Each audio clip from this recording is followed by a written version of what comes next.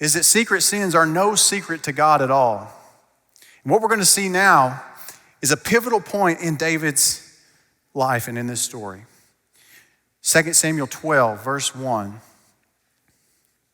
It says, "And the Lord sent Nathan to David, and he came to him and he said to him, there were two men in a certain city, the one rich and the other poor. The rich man had many flocks and herds, but the poor man had nothing but one little ewe lamb, which he had bought.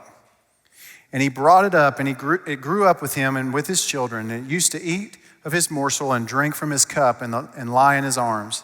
And it was like a daughter to him. And now there came a traveler to the rich man, and he was unwilling to take one of his own flock or herd to prepare for the guest who had come to him. But he took the poor man's lamb, and he prepared it for the man who had come to him.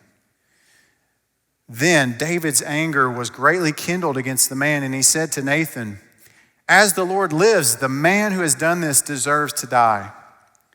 And he shall restore the lamb fourfold because he did this thing, and because he had no pity." Verse 7, "And Nathan said to David, you are the man. Thus says the Lord, the God of Israel, I anointed you king over Israel, and I delivered you out of the hand of Saul, and I gave you your master's house, your master's wives into your arms, and I gave you the house of Israel and of Judah. And if this were too little, I would add to you as much more. Why have you despised the word of the Lord, to do what is evil in his sight? You have struck down Uriah the Hittite with the sword and taken his wife to be your wife and have killed him with the sword of the Ammonites. Now therefore the sword shall never depart from your house, because you have despised me and taken the wife of Uriah the Hittite to be your wife. Thus says the Lord, behold, I will raise up evil against you out of your own house, and I will take your wives before your eyes and give them to your neighbor.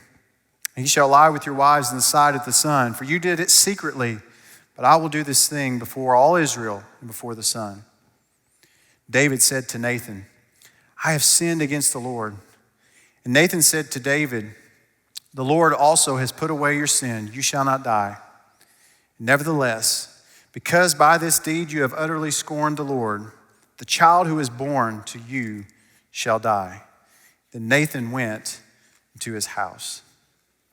This is a pivotal point in this passage and in David's life. We see that God sends Nathan. David has become calloused, he's become blinded, and so God sends Nathan to point out the sin, and he does it in a very creative way, a very interesting way. Nathan tells him this story, this hypothetical story of a rich man and a poor man. The rich man has all these flocks and herds, he has all these lambs, and when a guest comes into town, instead of taking one of his lambs, he takes the poor man's lamb. He only has one lamb. He's raised it like a pet. He loves it. He takes the poor man's lamb and he slaughters it. And immediately David's fury comes up. His anger begins to rise, and he already understands and sees that this is wrong and that should be punished by death. Tim Keller says, David is filled with rationalizations that blind him to the realization of the sin in his own life. So what Nathan does is he takes him into another man's world and lets him evaluate the sin in his life. And by doing that, it takes no time for David to see the sin and call it for what it is. Church, how many times have you and I looked from afar into someone else's life and we have pointed out and seen clearly that that is sin? I can see the sin in your life, and we call it for what it is. And we see how egregious it is.